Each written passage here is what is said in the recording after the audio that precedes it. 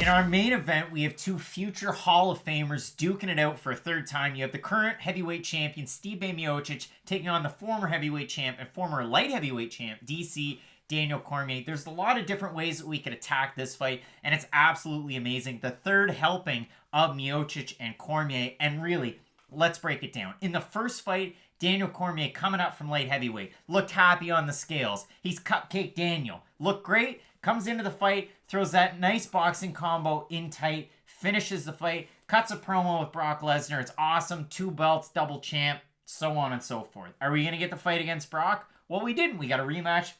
Stipe DC number 2. About a year to the day from this fight that we're going to have coming up next weekend. So, what happens in that fight? Cormier comes out of the gates rolling. Looks amazing in the fight. Miocic goes back to his corner, and in that round, made that nice in-game adjustment where he comes out, switches things up, throws those nice hard uppercuts into the body, really starches Cormier in that one. Left hook, not an uppercut. Doesn't matter because Miocic comes out and gets his belt back. So now, finally, after a long-awaited time of, again, a year and a day, we get the third fight between Miocic and Cormier. And it begs the question. There's a few different ways that we can attack this. Does the smaller cage play a factor in this one? Because you have the Olympic caliber wrestling of Cormier. He was an alternate. He wrestled with Oklahoma State. He teaches wrestling at Gilroy High School with Deron Wynn from AKA. There's a lot of things with Daniel Cormier that you look at. Then with Stipe Miocic, the perfect wrestle boxer and the perfect type of fighter that you would really want at heavyweight. And realistically, before the fight with Daniel Cormier, you had to have it. But before that, most title defenses in UFC heavyweight history, he was knocking on Fedor Emelianenko's door as the greatest heavyweight of all time. Now, this fight obviously solidifies all that. It's a really interesting clash, but I wonder if the small cage plays a factor because Stipe for a while was trying to lobby for a 30-foot cage. Now he's finally at peace with 25 feet. Do you see that playing a factor here? I do and I don't. I think there's a lot of other things that are, kind of X factors around this fight other than that. I just think Daniel Cormier's wrestling is more of an X factor because he had mentioned it himself, and this is something you'll see in a lot of DC fights. He'll wrestle a lot for like a round and a half, and then he kind of goes away from it and just primarily becomes a kickboxer. Now, the good news is Daniel Cormier is one of the all-time greats, and really no matter what skill it is, black belt jiu-jitsu, Olympic wrestler, trains at American Kickboxing Academy, phenomenal striker, so we can get away with that. But as we saw in the second Stipe fight, so he picks him up over his head, slams him down, gets all that great top control, and then the second round, just kind of outpoints him. He's a little bit quicker than Stipe. But in the third round, Stipe, he wasn't landing those left hooks to the body just yet, but you could tell that he was starting to kind of figure it out. He wasn't having, crazy amounts of success just yet, but by the end of that third round, he's starting to hit DC with those right hands, his jab's starting to move, and he gets his legs underneath him too. That's something that's going to be really important because in the first fight and the second fight with Stipe, he'll start out, and it's kind of the same thing only in reverse with DC. His footwork is phenomenal to begin a fight with. Stipe's moving around, he's bouncing around, he's not like, prime Dominic Cruz, but for a heavyweight, he's really good, he's moving around. And then he kind of gets away from it as the fight goes on, becomes more of a, I'm just going to plant and throw. But again, Stipe, we're talking about two of the greatest people. So we're kind of nitpicking a little bit because we're talking about two of not only just the best fighters, two of the better athletes just, ever. And the thing that I think is the bigger X factor than the cage size, though, DC's weight in between fights. Really important talking point, I think, at least, because with Stipe, during the pandemic, there was a reason he couldn't fight. He's a first responder. He had other things going on. And he's ripping incredible coffee promos. Please go out and watch that, the Firehouse Coffee ad. It's really weird. Now, I haven't listened to it in a while, but I was listening to the Josh Thompson, Big John McCarthy podcast. It was a clip because they were discussing this fight. And Josh Thompson was very open and saying, the thing that worries me is DC ballooned in weight in between these last fights. Now, Stipe, I'm sure he gained weight. But again, he had a very important job that, is quite physically demanding. So I'm sure Stipe's been in fairly good shape, consistent shape this whole time. With DC, you got to think how much of his weight or how much of his fight camp has just been getting down to a good natural and competing weight. Because DC, we saw in the first fight, he weighed in at 220. And in the second fight, he weighed in over 230. And he was actually heavier than Stipe. That's not the DC you want to see. The best Daniel Cormier isn't the I'm a heavyweight now, Daniel Cormier. It's the I'm a light heavyweight and I'm just not going to cut weight now. And there's a very big difference between those two things because Daniel Cormier, in the best shape possible, having that mindset of, okay, I need to cut down to 205, I need to cut down to 205, I'm going to lose as much weight as possible. He's much faster on his feet. He has much better cardio because the last fight against Stipe was the only fight I've ever seen DC get tired in. Yes, he's lost to John Jones in the past. In their first fight, of course, loses that decision. But he never got tired during that fight, even though he was cutting a tremendous amount of weight. And in the last fight, I know those left hooks to the body are going to wear on your gas tank, and all that wrestling will too. But it leaves you with a lot of questions about Daniel Cormier's game plan going into this, because he realizes now, if I'm just going to stand at range with Stipe and box with him, I'm going to get torn up. His jab's too long, he has really good footwork, and he has phenomenal cardio.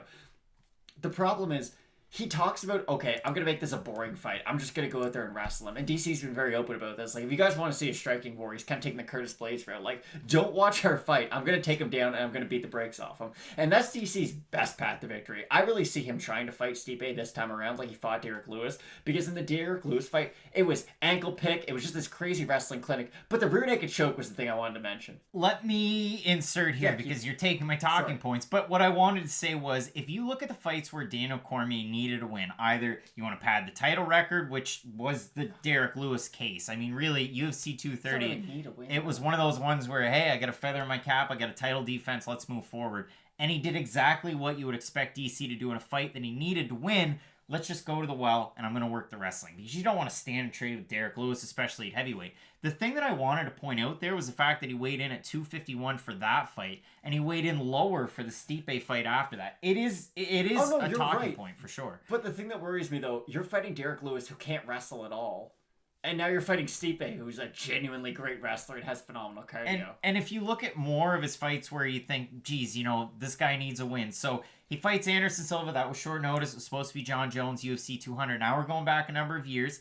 The Anderson Silva fight, wrestling. The fight against Rumble Johnson, again, which was weird because Rumble decided he wanted to wrestle. But are these needs a win, or is this just, hey, Daniel Cormier's really good, and these are the guys who Or the perfect one, Volkan Oezdemir, where you got a great striker, take him down, mounted crucifix, and then he's hammering away. The point I wanted to make, you've got a lot of great strikers. He's going to the well and taking them down. The first Stipe fight knocks him out on the feet. The second Stipe fight, he's doing everything well until Stipe makes that nice adjustment, gets the win on the feet, looks amazing for Stipe.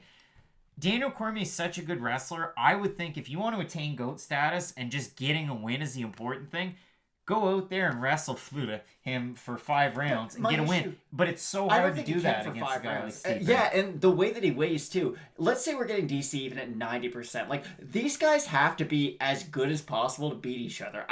This is basically Superman versus Batman, but without the terrible movie behind it. Because you have two guys who are almost unbeatable when it comes down to fighting with 4-ounce gloves in a steel cage that's about 25 to 30 feet long with unified rules. These guys are the best at it. There's no one else out there. I mean, there's Francis, but other than him, no one's even really in the conversation. Stipe's path to victory, I don't know if this is a common theme amongst all AKA fighters. I'm going to have to go back and look. But there's a few guys that it really stands out in my mind. Deron Wynn, who I know is much more closely tied to Daniel Cormier and his training camp than other guys there. He also doesn't take left hooks to the body very well. I went back and watched some of his fights. The Gerald Mearshart fight really stands out because Mearshart did to him pretty much what Stipe did to DC. He's getting beat, and then he just starts going to the body all of a sudden. And Deron Wynn doesn't have an answer for that at all. And then Gerald Mearshart can kind of open up with all of his other strikes.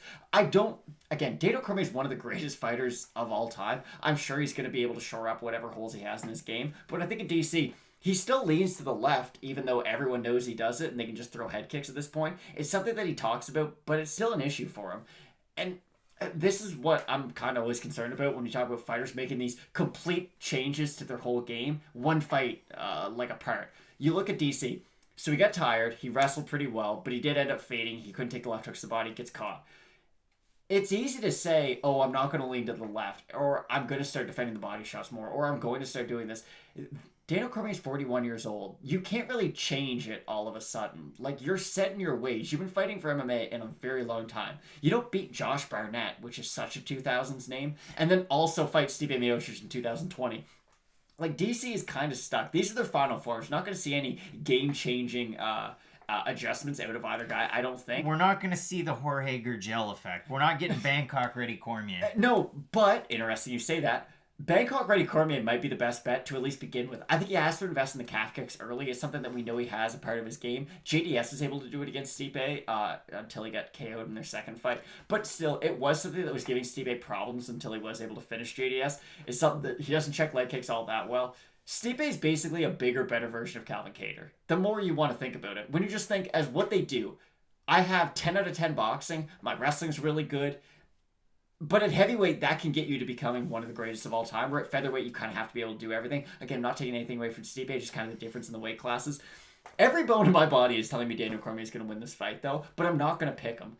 Because Daniel Cormier, when I think about it, can he knock out Stipe on the feet? Well, of course he did. I've seen him do it. Can he submit Stipe? I'm fairly certain he can. Again, he's an Olympic wrestler. He's a black belt in jiu-jitsu. And we've seen his grappling in fights. He's phenomenal. Can Stipe knock out DC? Of course he can. Can he submit him? No. Can he take him down? Maybe, because he kind of did in their second fight. But Daniel Cormier, just when you look at him as a skill set, he does a lot of things better than Stipe. But for some reason, Stipe has just found the perfect combination of being real tough, not getting tired, having really good boxing. And he's got that kind of unique combination of speed, power, and technique that we don't often see in the heavyweight division. And I think Stipe... DC realizes, like, this is it. I don't have anything to go on after this. So maybe he's seeing this as I'm putting everything into my training camp. Like, this is my one last chance. But at the end of the day, he's still going to have all that success no matter what that he has now. He's still going to be on TV. He's still going to be in movies. He's still going to do broadcast work. He's still going to have his training, all that stuff.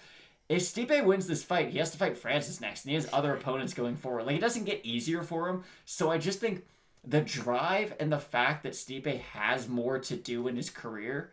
I just think Stipe is going to come into this a little bit more prepared. I think he's going to be ready for anything DC throws at him, especially after what he's seen in the last two fights. And I think we've seen it. DC's just going to do what Daniel Cormier is going to do. Stipe can make at least a few adjustments that'll throw some more wrinkles into his game. And I think Stipe is going to be able to get it done. This is a really difficult one to try and predict. And it's one of those ones that, and I'm not trying to cut a promo, but it's one of those ones that you should come back and watch Question Mark Kicks an hour before UFC 252, before the prelims start, where at least we have a chance to kind of follow up with everything. Because we're going to release these a week out from the fight. There's a lot of things that can happen. You also really want to have a look at weigh-in day, see what these guys look like. Maybe Daniel Cormier is, sitting around 270, and he's got to cut weight to make it down to 260. I don't know. I have no idea. But maybe he has to cut weight, or maybe something happens. You never know. So you want to get at least that knowledge before you go into it. Because right now, they're pick-em odds, so they're juicy between either guy. And realistically, this is a coin flip type of fight. It is, because you can see a path for both guys. And by the way, two really good fights. They fought twice and both guys took one. So this is a rubber match. If you look over on Topology, out of 452 votes, limited sample size, you've got 56% going with Miocic, 81% saying he's going to win by knockout, which doesn't come as much of a surprise to me.